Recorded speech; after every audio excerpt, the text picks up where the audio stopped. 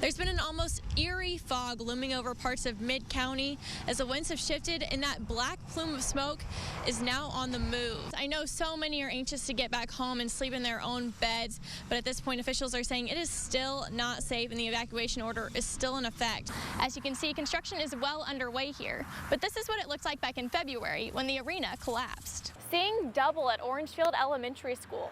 19 sets of twins scattered from pre-K to 4th grade makes for a school record. The water is going well above people's knees. We've seen them try and walk to their homes that are starting to get water up to their back doors. Owner Peggy Albert says these barricades haven't just kept people off the bridge. They've kept people away from her restaurant. No, this is not an exotic necklace or a fashion statement. This is a real life snake. Throw him over. And that's how you win a wrestling match right there. Nice and easy all the way down. Nice view of the whole space. We're letting the good times roll at Manning Skate Rink this Sunday. It's all about the grown-ups. It's a zombie takeover at play today in Orange. Coming up, I'll tell you how to get your kids off the screens and into some fun. Take a camel ride, go to the petting zoo, and just enjoy your night tonight, guys. So many of Tiffany Williams' things now sit on the edge of the street. But with her wedding right around the corner, she managed to save the one thing she says matters the most. It got to me the day before this happened. The day before. I opened it instantly, you know, was so excited, put it up, and then that night, everything changed. Tiffany Williams was thrilled to walk down the aisle in the same gown her mom wore 33 years ago. I remember seeing the happiness and joy on her face. As the rain started coming down last Thursday, Tiffany and her fiance, Jason Harville, started moving the things that mattered most to higher ground. By the time it got up to here, he said that's whenever it's going to start coming in the house, be prepared. Tiffany grabbed her dress and put it in a bottom drawer in her bedroom. It's this level right here. The house ended up taking in about 10 inches of water. But there's good news. Jason, if you're watching, this is the part where you cover your eyes. I'm hoping a little bit of her luck rub off on the dress. Unfortunately, just about everything else they had for their wedding was stored in the garage, the part of their home that suffered the most. The things we were worried about the most were like for the wedding and for his kids. Now, the countdown is on.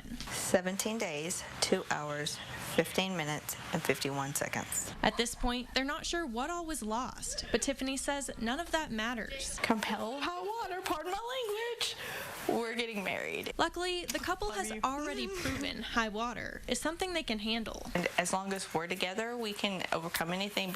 And while they're not sure where they're going to have their wedding, what they're going to eat, or even what the groom will wear, no matter what, come October 13th, the couple will say, I do. Reporting in Nederland, Parris Kane, 12 News. It's only been a week since she lost her husband, 25 years. And that happened because this plant blew up, and this plant should not have blown up. It was preventable. That's the message from Brent Kuhn in a press conference today, where he announced a wrongful death lawsuit in relation to the first known death he says was associated with the TPC explosions. Trent Fontenot's wife, Darlene, and 2 daughters were at the press conference but didn't speak. The Fontenos had their lives disrupted forever. They don't get to have their full family Thanksgiving anymore. And there could have been a lot of families that lived in that zone that were evacuated that could have lost their Thanksgivings forever. 53-year-old Trent Fontenot and his wife lived about 2 miles from the plant in Groves when they were awakened the morning of November 27th. Attorney John Thomas says Fontenot went outside and started recording.